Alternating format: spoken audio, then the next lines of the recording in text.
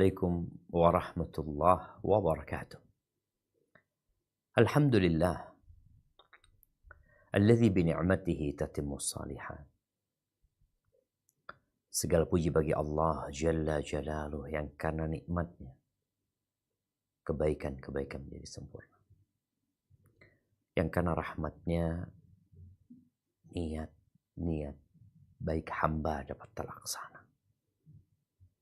Ketaatan yang dapat kita lakukan, amal soleh yang dapat kita kerjakan, kebaikan dan kebajikan yang kita perbuat, semuanya adalah karena nikmat Allah dan rahmatnya buat kita. Dan semua dosa yang kita perbuat, yang mendatangkan bala dan musibah, sejatinya karena perbuatan kita sendiri. Bagi Allah segala pujian dan sanjungan. Allahumma salli wa sallim ala abdika wa rasulika Sayyidina wa maulana Muhammadin wa ala alihi wa ashabihi ajma'in. Ya Allah, semoga salawat dan salam, berkah dan nikmat senantiasa Engkau curahkan untuk hamba kekasih-Mu, untuk baginda Nabi kita Muhammad alaihi salatu wassalam, untuk keluarga beliau, untuk istri-istri beliau, untuk putra-putri beliau, dan untuk seluruh sahabat Nabi. Semoga Allah meridhai kita bersama mereka. Amma ba'd. Tema kita, tema yang menarik untuk dibahas dan diulangi pembahasannya. Kenapa? Karena kita sering lupa. Janganlah engkau menjadi bunga yang berduri. Siapa yang dimaksud? Tentunya putri-putri Adam. Kalau kita mengingat kisah penciptaan Adam alaihissalam yang disebutkan oleh Ibnu Abbas radhiyallahu anhuma bahwa Adam kesepian di surga. Lalu Allah menciptakan dari Adam istrinya, liyaskuna ilaiha, agar condong merasakan kedamaian dan ketentraman. Jadi wanita diciptakan untuk mendampingi laki-laki dalam mengarungi kehidupan di surga pada awalnya. Tapi kemudian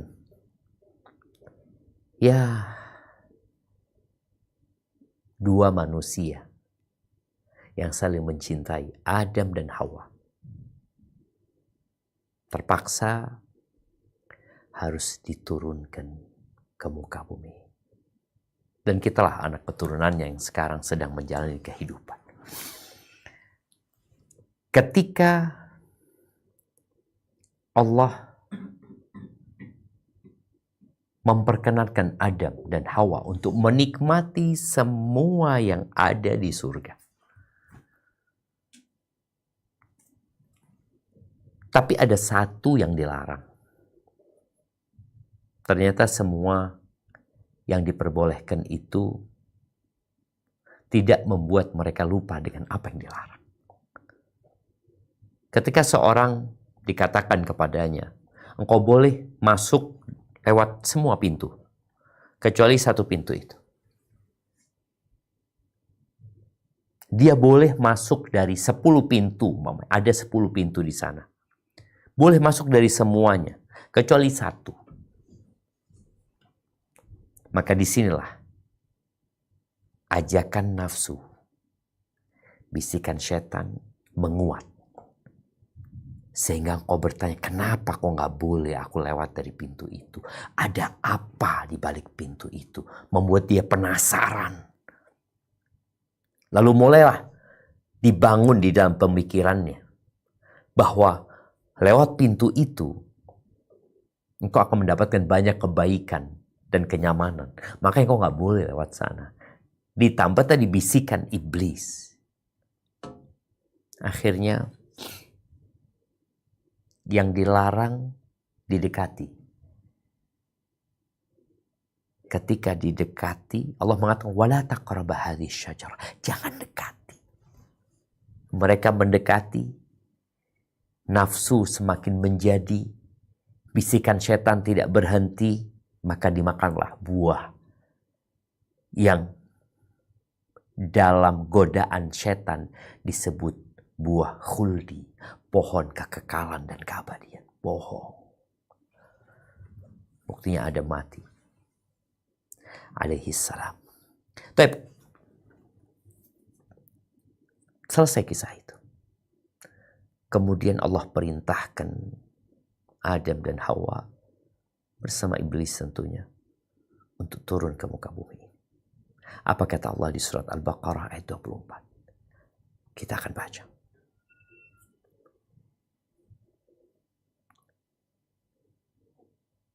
Naam, anak kayaknya salah, bukan Al-Baqarah jemaah.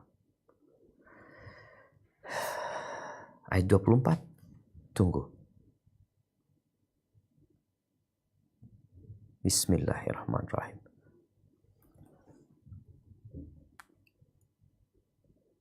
Naam, seharusnya Al-Baqarah. Iya, bukan ayat 24, 30. Ayat 35. Bukan 24, ayat 35. Ayat 35. Nah, tafadhal. أعوذ بالله من الشيطان الرجيم بسم الله الرحمن الرحيم وقلنا يا آدم اسكن أنت وزوجك الجنة وكلا منها رغدا حيث شئتما ولا تقربا هذه الشجرة فتكونا من الظالمين. Dan kami berfirman, hai Adam, diamilah oleh kamu dan istrimu surga ini, dan makanlah makanan-makanannya yang banyak lagi baik di mana saja yang kamu sukai. Dan janganlah kamu dekati pohon ini yang menyebabkan kamu termasuk orang-orang yang zalim. Lanjutkan ayat 36-nya.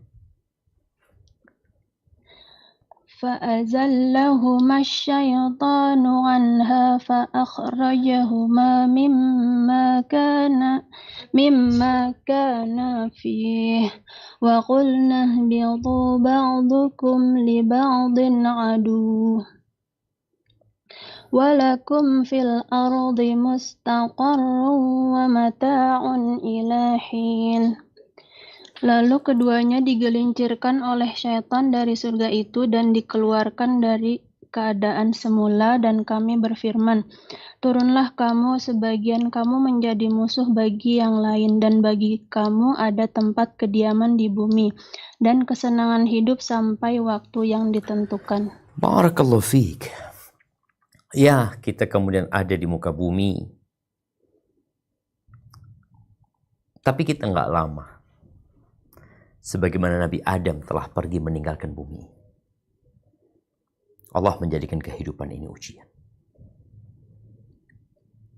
Bagaimana Nabi Adam bisa tergoda? Ya, karena setan menggoda keduanya. Kita mungkin pernah mendengar cerita bahwa yang menyebabkan Adam makan dari buah terlarang itu adalah istrinya Hawa. Ya, memang ada beberapa riwayat yang disahihkan oleh sebagian ulama dan sebagiannya mengatakan itu mauquf. Yang jelas Allah menyebutkan bahwa setan menggoda keduanya.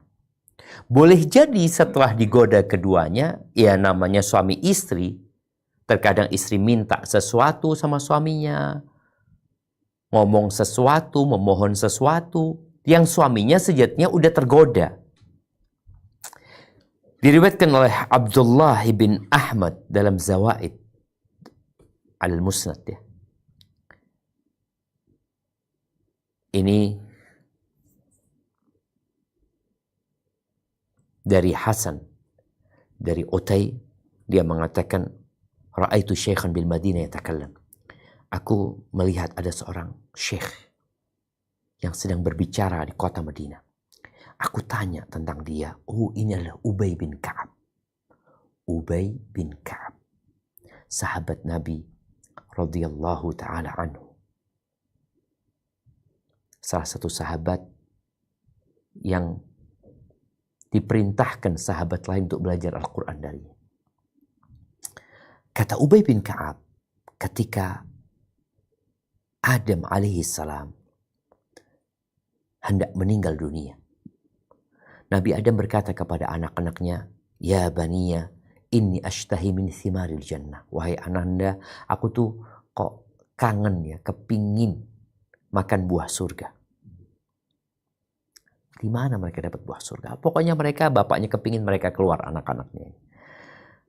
Ketika mereka keluar, bertemulah dengan malaikat-malaikat Allah yang mereka membawa kafan, membawa parfum, mereka juga membawa cangkul, membawa alat gali, alat angkut tanah. Lalu para malaikat bertanya kepada anak-anak Nabi Adam, kalian mau kemana? Kalian nyari apa? Kemana kalian mau pergi? Maka mereka mengatakan, ayah kami sakit dan dia kepingin buah surga. Maka kata para malaikat, yang tentunya dalam wujud manusia mungkin pada waktu itu, kalian pulanglah, udah datang ajal ayah kalian. Maka nggak jadi nih mereka pulang. Ketika pulang dan malaikat ikut, Hawa melihat mereka. Melihat orang-orang itu. Dan Hawa tahu ini kayaknya malaikat-malaikat. Maka dia datang ya melindungi Nabi Adam alaihissalam, suaminya ini. Ternyata Nabi Adam mengatakan, ilaiki anni fa inni innama utitu min qibaliki. Engkau sana katanya. Artinya disuruh menjauh Hawa ini dari Adam.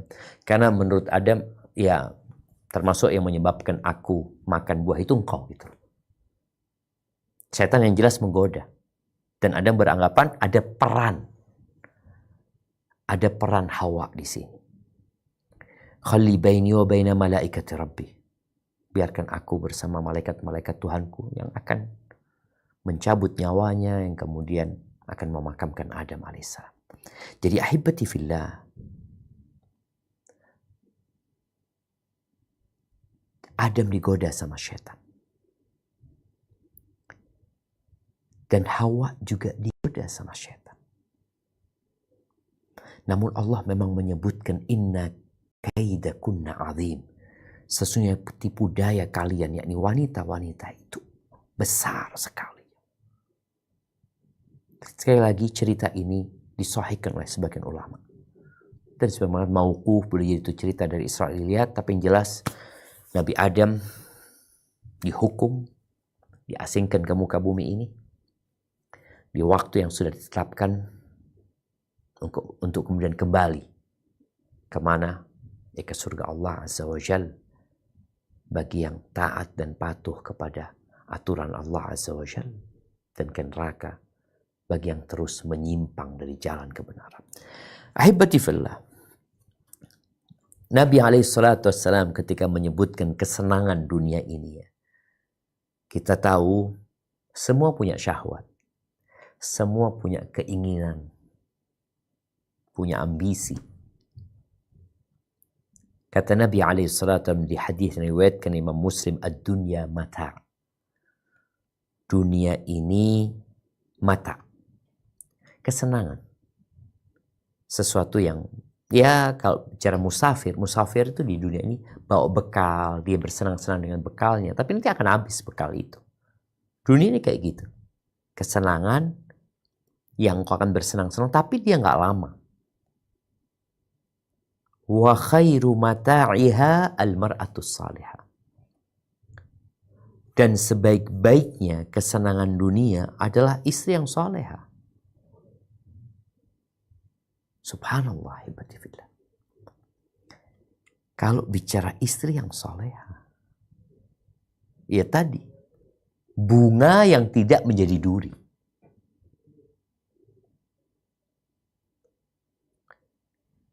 Ketika turun firman Allah di surat At-Taubah ayat 34. Kita akan baca ayatnya sebentar lagi. Itu para sahabat mengadu kepada Nabi SAW. Karena secara naluri manusia menyukai kesenangan.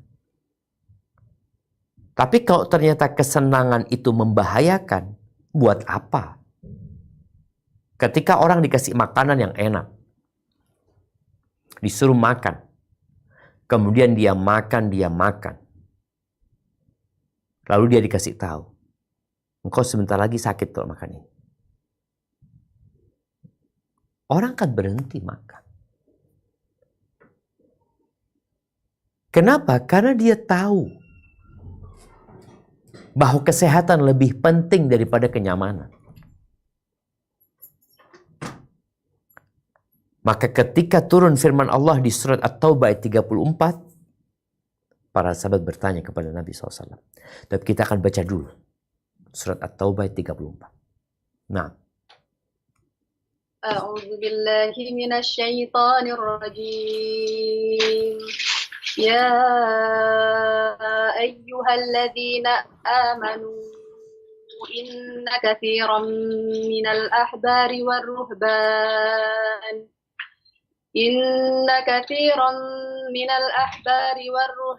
la ya'kuluna amwalan nasi bil batil wa yasudduna 'an sabilillah والذين يكنزون الذهب والفضة ولا ينفقونها في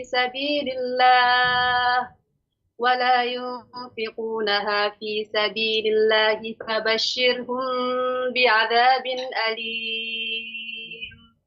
Wahai orang-orang yang beriman, sesungguhnya banyak dari orang-orang alim dan rahib-rahib mereka benar-benar memakan harta orang dengan jalan yang batil. Dan mereka menghalang-halangi manusia dari jalan Allah. Dan orang-orang yang menyimpan emas dan perak dan tidak menginfakkannya di jalan Allah, maka berikanlah kabar gembira kepada mereka bahwa mereka akan mendapat azab yang pedih. Barakallahu fikum. Harta itu tatkala haknya tidak dikeluarkan, maka akan jadi azab.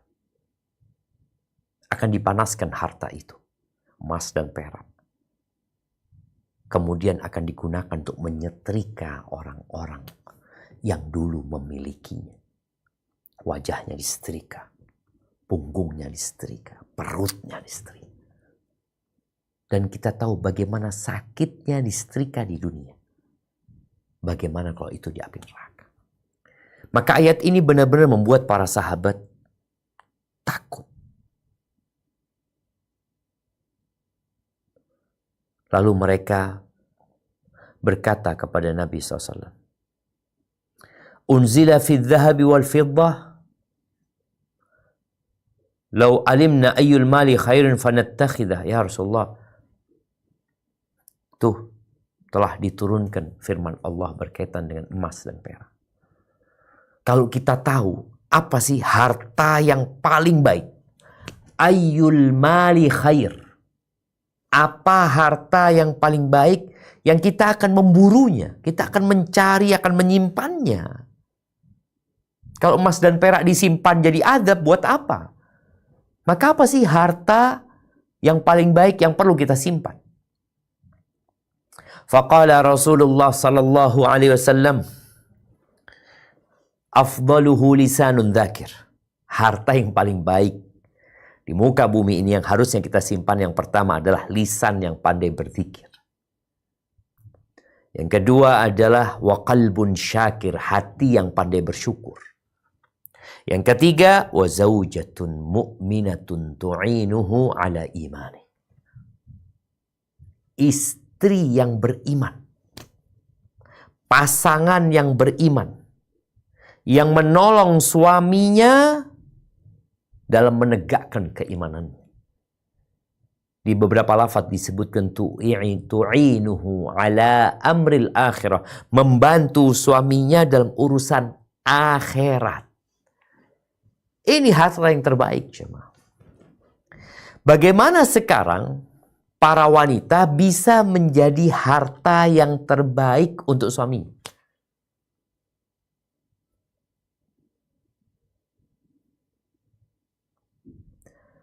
Suami itu suka dengan wanita. Dia tergoda dengan wanita. Ada wanita tadi bunga yang indah, tapi berduri. Membuat suaminya harus luka. Bahkan lukanya menjadi borok. Bahkan terkadang membuatnya hidup dalam penderitaan. Jadi harta yang paling mulia, yang dua internal ada di diri kita, lisan kita dan jantung kita. Yang ketiga ini eksternal, pendamping hidup kita. Bagaimana seorang memiliki istri yang soleha. Di surat At-Taghabun, di ayat 14, Allah Azza wa Jal memperingatkan orang-orang yang beriman agar jangan sampai gara-gara kecintaannya kepada istrinya menyebabkan mereka meninggalkan perintah Allah, melanggar aturan. Suami korupsi gara-gara istri. Kalau memang gara-gara istri. Oh enggak, dia digodain sendiri. Boleh jadi. Setan menggoda sang istri, setan menggoda sang suami. Akhirnya terlibatlah dalam kasus. Allah menyebutkan di sini agar para suami dan umat Islam secara umum untuk berhati-hati dengan orang-orang yang ada di sekitarnya. Ada ring terdepannya yang mengelilingi dia. Coba kita baca. Nah.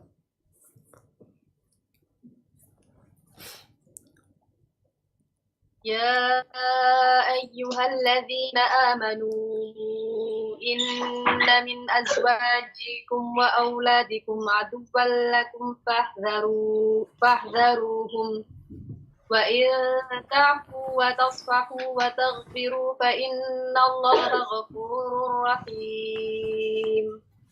Wahai orang-orang yang beriman, sesungguhnya di antara istri-istrimu dan anak-anakmu ada yang menjadi musuh bagimu. Maka berhati-hatilah kamu terhadap mereka. Dan jika kamu maafkan dan kamu santuni serta ampuni mereka, maka sungguh Allah Maha Pengampun, Maha Penyayang. Subhanallah jemaah. Ada sebagian, ya nggak semuanya, dari istri-istri kalian dan anak-anak kalian musuh buat kalian. Jadi kalau bicara musuh, musuh itu nggak ingin kebaikan buat kita, udah. Musuh itu ingin kita ditimpa bencana. Kalau di sini disebutkan ada sebagian, tadi di Al-Baqarah Allah menyebutkan bahwa sebagian kita musuh bagi sebagian lain. Sehingga kita perlu berhati-hati. Musuh utama kita adalah syaitan. Inna syaitana lakum adu, fattakhidhuhu adu. Sesungguhnya syaitan adalah musuh bagi kalian dan jadikan dia musuh buat kalian. Ternyata ada di rumah kita, satu atap sama kita, tidur bersama kita, makan bersama kita, safar bersama kita, musuh. Hati-hati menghadapi mereka. Ingat, ada sebagian. Terus apa sikapnya? Ya, sikapnya berhati-hati. Dan sebagai suami, kau maafkanlah. Kau kasih pendidikan, kasih arahan. Mungkin dia minta sesuatu yang seharusnya dia tidak minta. Mungkin istrimu, ya menuntut sesuatu yang hanya akan menjadi beban buat suami. Anak-anak juga kayak gitu, udah maafkan, santuni mereka, dan ampuni mereka. Karena sesungguhnya Allah Maha Pengampun dan Maha Pengasih. Ahibati fillah, di hadis yang diriwayatkan Ibnu Majah dari Anas bin Malik radhiyallahu anhu, Rasulullah sallallahu alaihi wasallam bersabda, "Inna minan nas mafatih lil khair wa maghaliq lisyarr." Sesungguhnya ada di antara manusia yang merupakan kunci-kunci pembuka kebaikan dan penutup keburukan. Ada orang kayak gitu. Istri juga ada yang kayak gitu. Masya Allah, berkah nih istri. Membuka kebaikan. Tidak mengajak suaminya kepada keburukan. Senantiasa mengingatkan suaminya untuk taat kepada Allah. Benar seperti hadis yang menyebutkan 3 harta yang paling baik. Tu'inuhu ala imani. Istri ini membantu suaminya dalam keimanan. Wa inna minan nasi mafatih lisyarr wa maghaliq lil khair. Tapi ada sebagian orang yang mereka adalah kunci-kunci keburukan dan penutup kebaikan. Lalu beliau alaihi salatu wasallam mengatakan, tuba liman ja'alallahu mafatihal khair ala yadayhi. Tuba ini pohon di surga yang besar sekali ya. Kebaikan buat dia. Buat siapa? Buat orang yang Allah jadikan dia kunci-kunci kebaikan. Dan kecelakaan buat yang Allah jadikan dia kunci-kunci keburukan. Ahibati fillah. Allah menjadikan 2 istri Nabi sebagai permisalan dalam kunci-kunci keburukan. Siapa? Istrinya Nabi Nuh dan istrinya Nabi Lut. 2 nih. Suaminya Nabi, tapi 2 perempuan ini bukan mengikuti kebaikan, bukan mengajak kepada kebaikan, bukan membuka pintu kebaikan, tapi yang ada semua pintu kebaikan dia tutup, lalu dia buka pintu-pintu kejahatan dan keburukan. Suaminya berdakwah selama 950 tahun. Tapi sang istri tidak mau mengikuti. Bahkan dampaknya salah satu anak Nabi Nuh harus ikut jalan emaknya.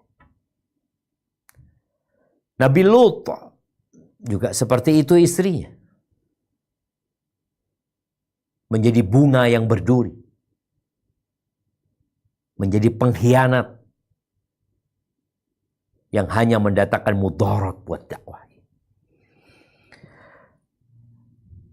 Taib, Allah jadikan contoh istrinya Fir'aun sebagai kunci-kunci kebaikan.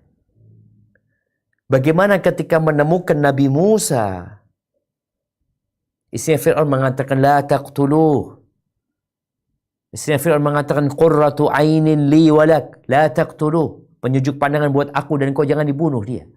Padahal Fir'aun tahu ini pastinya anaknya Bani Israel. Buktinya dibuang. Tapi udah jangan dibunuh gitu loh. Kata istri Fir'aun. Dan bagaimana dia beriman di saat istana penuh dengan kekufuran. Bagaimana dia tetap mempertahankan keimanannya, tauhidnya di saat nyawa yang harus dikorbankan. Dia lakukan itu. Nggak peduli suaminya kayak gitu. Sebagian istri, ya gimana suami anak nggak benar. Suami anak nggak pernah ngasih tahu anak kebaikan. Ya udah anak kayak gitu. Kok akan dihisap sendiri dan suami mau akan dihisap sendiri. Dan Maryam juga contoh bagaimana seorang wanita. Tapi Maryam memang tidak bersuami. Kita akan baca tentang ibunya Maryam. Bagaimana dia menjadi kunci-kunci pembuka kebaikan. Karena sejatinya laki-laki dan wanita diciptakan sama untuk mengabdi kepada Allah Azza wa Jalla. Dan tujuan diciptakan kematian dan kehidupan liyabluwakum ayyukum ahsanu amala, untuk menguji siapa di antara kalian yang paling baik amalan. Yang paling baik. Itu poin. Maka tatkala tidak mendapatkan dukungan dari pasangan hidupnya, jangan hidup dalam keluh kesah. Tapi hiduplah dalam perjuangan menuju kepada Allah. Gak ada urusan suamimu mau kayak gitu, engkau sudah ngasih tahu. Jadilah engkau tetap orang baik. Nah, kita lihat bagaimana Ibunda Maryam yang memandang kehidupan ini dengan benar. Bahwa hidup ini gak lama dan aku akan mati meninggalkan dunia. Kita akan baca surat Ali Imran ayat 33 sampai 36. Nah, tafadhal. Inna Allah astafa Adam wa Nuhan wa ala Ibrahim wa ala Imran ala alamin. Dzurriyyatan ba'daha min ba'd. Wallahu sami'un alim. إذ قالت امرأة عمران ربي إني نذرت لك ما في بطني محررا فتقبل مني إنك أنت السميع العليم فلما وضعتها قالت رب إني وضعتها أنثى والله أعلم بما وضعت وليس الذكر كالأنثى وإني سميتها مريم وإني أعيذها بك وذريتها من الشيطان الرجيم. Sesungguhnya Allah telah memilih Adam, Nuh, keluarga Ibrahim dan keluarga Imran melebihi segala umat pada masa masing-masing. Sebagai satu keturunan, sebagiannya adalah keturunan dari sebagian yang lain. Allah Maha Mendengar, Maha Mengetahui. Ingatlah ketika istri Imran berkata, "Ya Tuhanku, sesungguhnya aku bernazar kepadamu, janin yang dalam kandunganku kelak menjadi hamba yang mengabdi kepadamu. Maka terimalah nazar itu dariku. Sungguh engkaulah yang Maha Mendengar, Maha Mengetahui." Maka ketika melahirkannya, dia berkata, "Ya Tuhanku, aku telah melahirkan anak perempuan, padahal Allah lebih tahu apa yang dia lahirkan, dan laki-laki tidak sama dengan perempuan. Dan aku memberinya nama Maryam, dan aku mohon perlindunganmu untuknya dan anak cucunya dari gangguan setan yang terkutuk." Barakallahu fiik. Kita lihat ya bagaimana seorang ibu yang menunggu kelahiran sang anak. Kemudian dia bernazar agar anak itu menjadi hamba yang berkhidmat di Baitul Maqdis, di Masjidil Aqsa. Apa sih sebenarnya yang dicari oleh istrinya Imran? Yang dicari kembali ke surga Allah Azza wa Jalla. Bagaimana tatkala anak itu anak perempuan, dia ngobrol lagi sama Allah Azza wa Jalla. Dia yakin Allah mendengarkan doanya. Dia mengatakan, "Ya Allah, ternyata yang aku lahirkan perempuan, ya Allah. Wallahu a'lamu bima wada'at." Allah lebih tahu dengan apa yang dilahirkan dia. Allah lebih tahu. Tapi bagaimana dia menyatakan hal itu kepada Allah? Karena dia yakin Allah mendengarnya. Allah melihatnya. Kemudian dia memberikan nama Maryam buat anak perempuannya. Kemudian dia berdoa memohon kepada Allah agar anaknya dilindungi dan anak keturunannya dari syaitan rajim. Bagaimana Maryam kemudian melahirkan Nabi Isa alaihi salam. Maka ahibati fillah, agar engkau tidak menjadi bunga yang berduri, tolong visi dan misimu dirubah. Kembalikan kepada default. Bahwa engkau diciptakan untuk mengabdi kepada Allah Azza wa Jalla. Itu tujuannya. Bukan untuk bersenang-senang di muka bumi ini. Oh iya, ada kesenangan di muka bumi ini, tapi nggak lama. Jangan sampai kesenangan yang sedikit mengalahkan kesenangan yang besar, yang banyak, yang kekal dan abadi. rugilah. Rugi.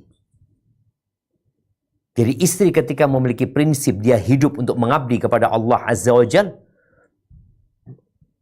maka insya Allah langkah-langkah selanjutnya akan Allah mudahkan. Dan bunga yang tidak berduri adalah bunga yang senantiasa mengingatkan pasangannya bahwa perjalanan menuju kepada Allah membutuhkan bekal. Di antara bekal yang diperlukan adalah sholat malam. Ya kan perempuan sholat 5 waktu aja cukup. Iya. Tapi ini bekal. Engkau kadangkala mau berangkat safar, engkau bawa bekal. Ya kalau bicara nasi sama telur cukup. Tapi kalau engkau persiapkan dengan persiapan yang matang, sehingga perjalananmu akan lebih penuh dengan berkah. Bensinnya dipenuhi. Padahal nggak penuh pun ya masih cukup. Tapi engkau penuhi. Roda-rodanya diperiksa. Kemudian engkau berangkat bersama suami. Dari Abu Hurairah radhiyallahu anhu qala Rasulullah sallallahu alaihi wasallam rahimallahu rajulan qama minal laili fa shalla wa ayqadha imra'atah.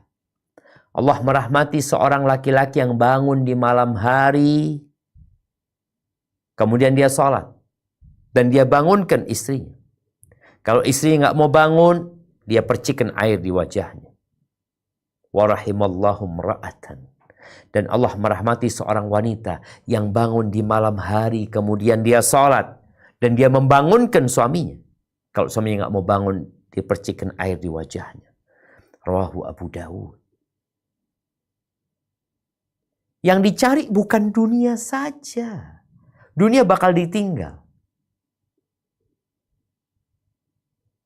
Rasulullah SAW pernah mendapatkan wasiat dari Jibril.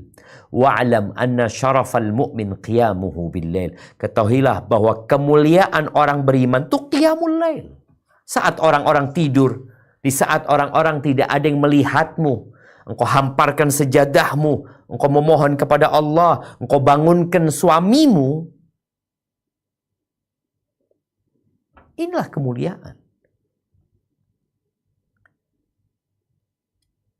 Dan kalau suamimu nggak mau bangun, ya bangunin. Tetap nggak mau bangun Ustaz, ya biarkan dia. Engkau aja yang sholat. Aduh Ustaz, anak malas kalau suami anak tidur, anak ikut tidur. Enggak. Jangan mengatakan kalau orang baik, aku ikut baik. Kalau orang buruk, aku ikut buruk. Jangan. Apakah engkau mau ketika orang-orang menuju ke neraka, engkau ikut mereka? Memang jalannya lebih mudah ke neraka. Tapi engkau hidup harus memilih. Ada surga. Iya surga jalannya terjal. Nah. Riyah ibn Amr al-Qaisi, salah satu dari kalangan salafus saleh yang dikenal dengan kesolehannya. Dia menikah dengan seorang wanita.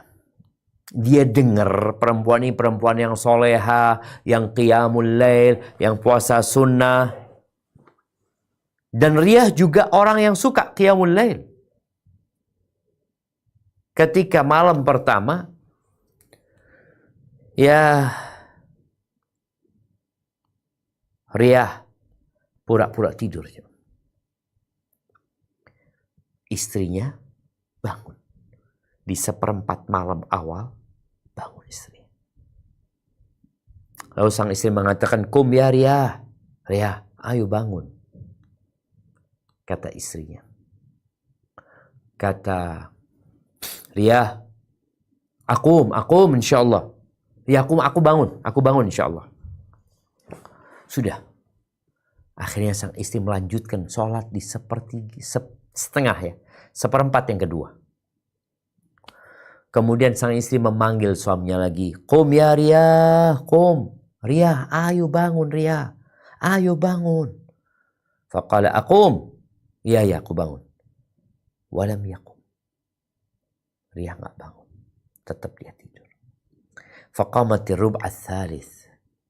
Seperempat yang ketiga bangun lagi istrinya. Thumma dipanggil, kemudian dipanggil suaminya, qum ya Ria, ayo Ria, bangun Ria. Walam yaqum, tetap nggak bangun Ria. Faqalat ya Ria, karena suami nggak mau bangun, ini sudah hampir subuh nih. Maka sang istri mengatakan, ya Ria, madal lail, malam hari sudah pergi. Wa askarul muhsinun wa anta naim, dan orang-orang muhsinun, orang-orang baik itu telah berada di askar. Di muaskar itu ya mereka sudah siap-siap nih. Wa anta naim, dan engkau tidur. Laita syi'ri man gharrani bika ya Ria. Ya Allah, siapa yang nipu aku ya dengan engkau ini? Merasa istrinya tertipu karena dia menerima Ria, karena dengar Ria ini ahli ibadah gitu loh. Man gharrani bika, siapa yang nipu aku sama engkau? Qala wa qamat al-baqi, kemudian sang istri sholat di 1/4 malam akhir. Suaminya tidur. Namun ahibati fillah itu istri yang merupakan kunci-kunci kebaikan. Dia nggak peduli, artinya kalau suaminya nggak mau bangun, bukan berarti kemudian dia ikut tidur. Surga itu luasnya seluas langit dan bumi. Ya udah, engkau sudah bangunkan suamimu, dia nggak mau, engkau lanjutkan kehidupan. Kemudian istri yang soleha, yang tidak menjadi duri, itu adalah yang maharnya nggak banyak. Dia bukan menuntut mahar yang banyak, yang kemudian membebani suaminya. Kecuali suaminya yang ngasih dia, ahlan wa sahlan. Tapi ada wanita-wanita yang memang matri.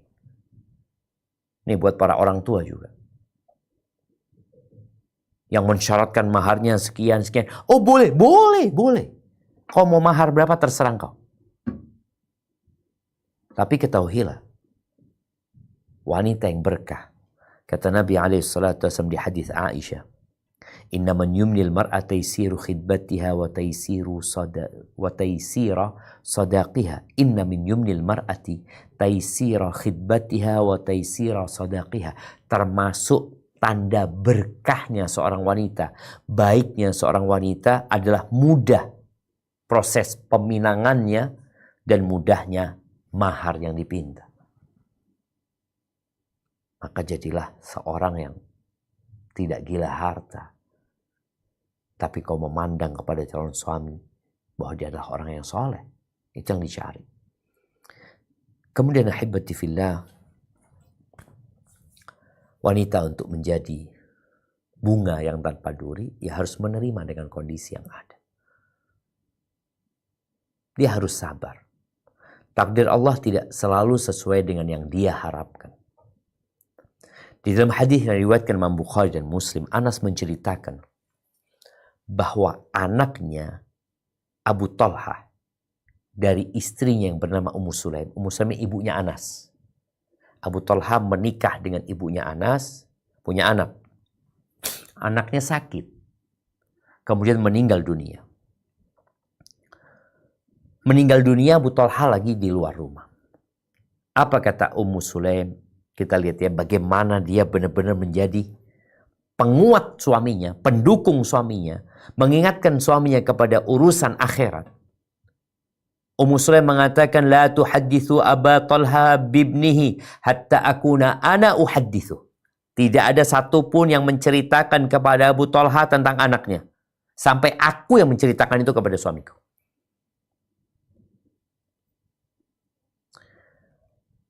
Qala faja'a faqarrabat ilayya asya'an.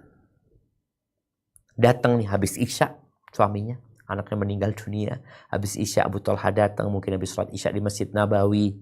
Kemudian Ummu Sulaim menyiapkan makan malam ya untuk suaminya. Akhirnya suaminya makan, minum. Lalu Ummu Thalha, Ummu Sulaim pakai pakaian yang indah ya, berusaha dia untuk menggoda suaminya, akhirnya suaminya menghubungin dan menggauli Ummu Sulaim. Falamma ra'at annahu qad syabi'a wa asaba minha. Ketika sudah sampai klimaks sang suami, sudah mendapatkan yang dia inginkan, udah puas suaminya. Qalat Ummu Sulaim. Ummu Sulaim berkata, sudah selesai nih, lagi istirahat. Istrinya mengatakan, ya Abu Thalha. Abu Thalha. Ini anaknya ada di sebelah situ. Ketika Abu Thalha masuk rumah, dia tanya gimana anaknya. Kata Ummu Sulaim, dia lebih tenang sekarang. Senang lah Abu Thalha, makanya dia makan, dia menggoli istrinya karena tahu anaknya dalam kondisi lebih tenang. Ya lebih tenang mati. Yang dari tadinya nangis-nangis, dikatakan lebih tenang, mati. Lalu Ummu Sulaim mengatakan, ya Abu Thalha, ara'aita law anna qauman a'aru 'ariyatahum ahla baitin fatalabu 'ariyatahum alahum am yamna'un. Abu Thalha, gimana kalau ada orang yang meminjamkan sesuatu kepada keluarga, lalu orang itu datang mau ngambil barang yang dia pinjamkan itu. Apakah punya hak yang dipinjami ini untuk menghalangi? Kalala, ya nggak bisa lah, orang itu barangnya dia, kata dia. Amanah, kasihkan kepada dia. Qalat fahtasib ibnak. Maka kemudian Ummu Sulaim mengatakan, fahtasib ibnak. Engkau berharaplah pahala. Allah sudah mengambil titipan. Ya tadi orang kalau titip ya, bukan pinjaman, tadi titipan, dititipi sesuatu ya. Allah sudah ngambil titipannya. Faghadib, marah Abu Thalha. Wa qalat taraktini hatta talattakhtu thumma akhbartani bibni. Engkau biarkan aku sampai aku seperti ini menghubungimu, baru engkau kasih tahu tentang anakku. Maka akhirnya sakit hati nih Abu Thalha. Tapi bagaimana seorang istri menguatkan suami? Di pagi hari berangkat sholat subuh ke masjid, lalu cerita Abu Thalha tentang kelakuan istrinya. Qala barakallahu lakuma fi ghabiri lailatikuma.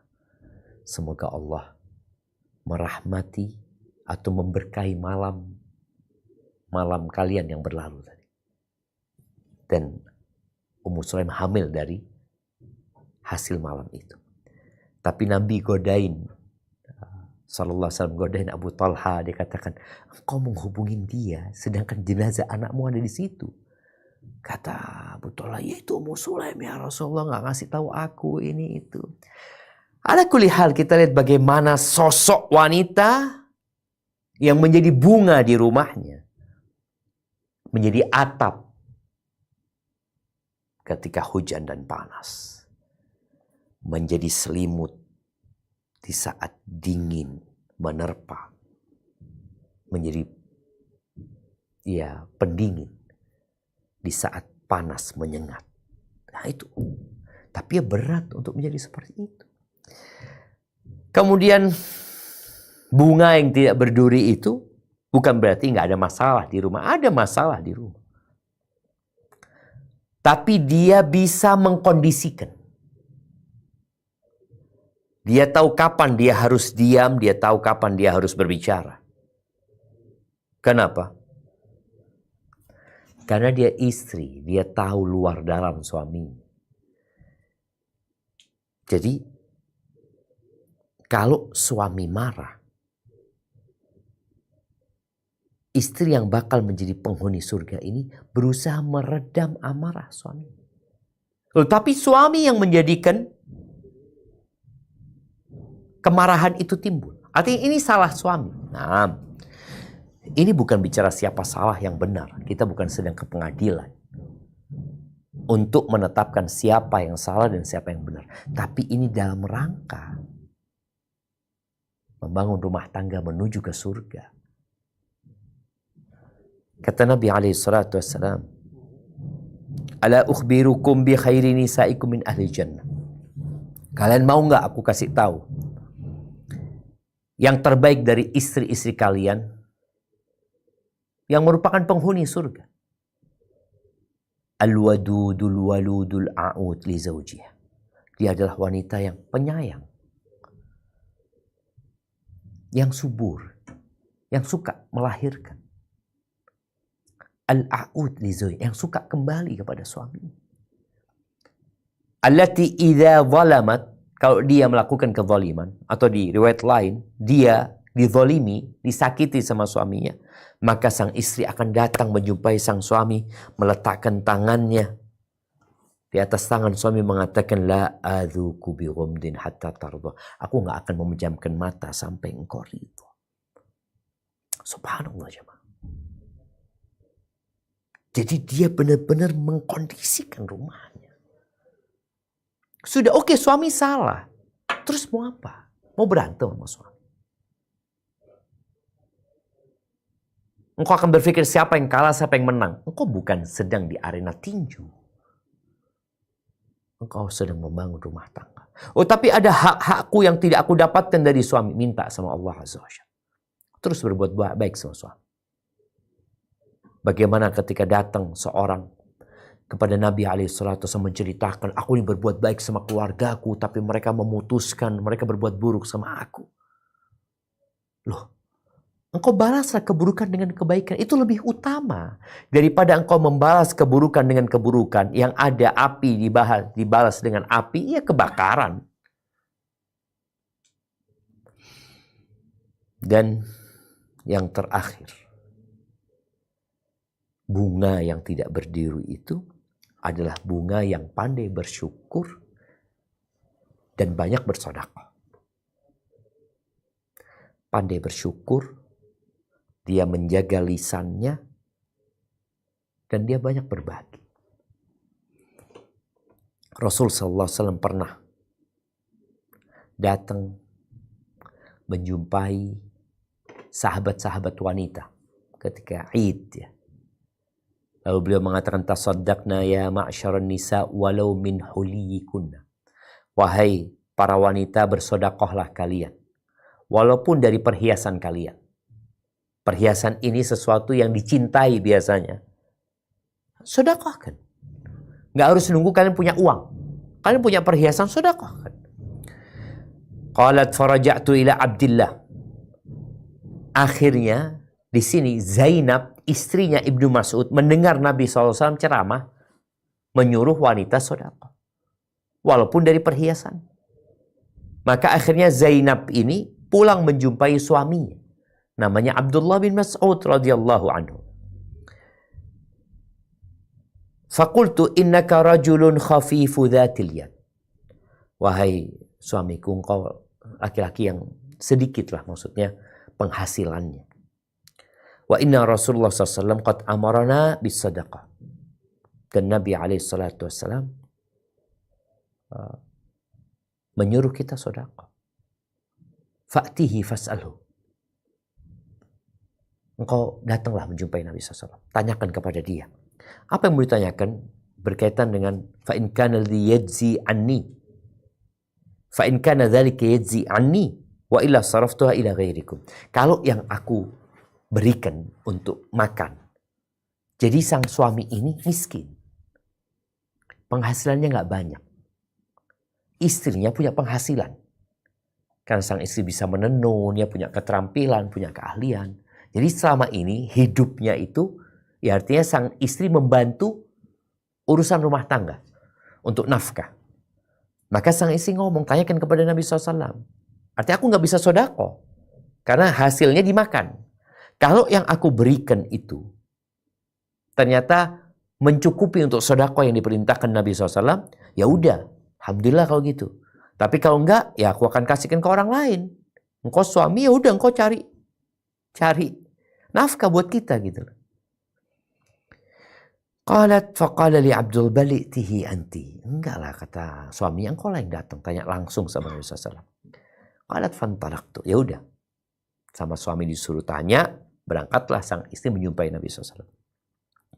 Fa idza imra'atun minal ansari bi babi Rasulillah sallallahu alaihi wasallam hajati hajatuha. Tahu-tahu ini datang ke rumahnya Nabi SAW. Di situ ketemu dengan salah satu wanita dari kalangan Ansor yang ternyata keperluannya sama dengan keperluanku.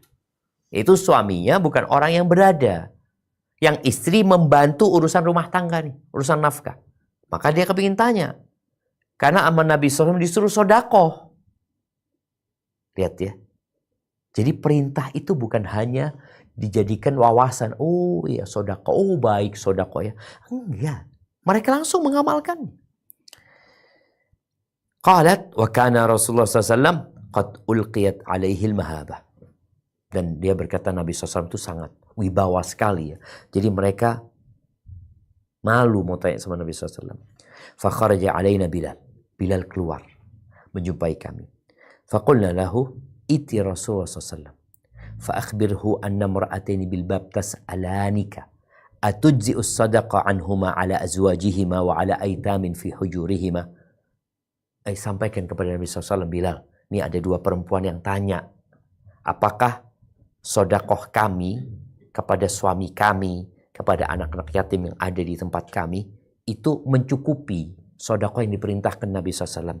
Wala tukhbirhum man nahnu. Kau jangan kasih tahu Nabi ya, siapa kami. Malu ini. Ini kadang-kadang orang mengatakan pertanyaan titipan. Ya udah, engkau jangan kasih tahu siapa kami. Qalat fadakhala Bilal ala Rasulullah SAW. Bilal datang menjumpai Nabi SAW, lalu tanya sama Nabi SAW. Nabi kemudian tanya lagi sama Bilal, man huma? Siapa dua orang perempuan itu? Kata Bilal, imra'atun minal ansar, yang satu dari ansar, yang satu Zainab. Zainab. Apa kata Nabi SAW? Ayyuz Zayanib. Zainab yang mana? Qala imra'atu Abdillah, istrinya Abdullah bin Mas'ud. Faqala Rasulullah SAW, lahuma ajran. Katakan kepada keduanya, mereka dapat dua pahala. Ajrul qarabati wa ajrul sadaqah. Mereka dapat pahala dari kekerabatan, rahim. Berbuat baik sama suami, sama anak-anak mereka, dan pahala sedekah. Subhanallah. Maka ahibati fillah, semoga ya para wanita belajar ya untuk menjadi bunga yang tidak berduri, untuk menjadi perhiasan dan kesenangan yang terindah di muka bumi ini. Ya tidak semua yang engkau harapkan terjadi, tapi ketahuilah, semua yang kau pinta kepada Allah, pasti Allah kabulkan. Hari ini kita beramal tanpa dihisap. Besok ada hisap, nggak bisa lagi kita nambah amalan. Hadza wa sallallahu ala nabiyyina Muhammadin wa ala alihi wa sahbihi wasallam.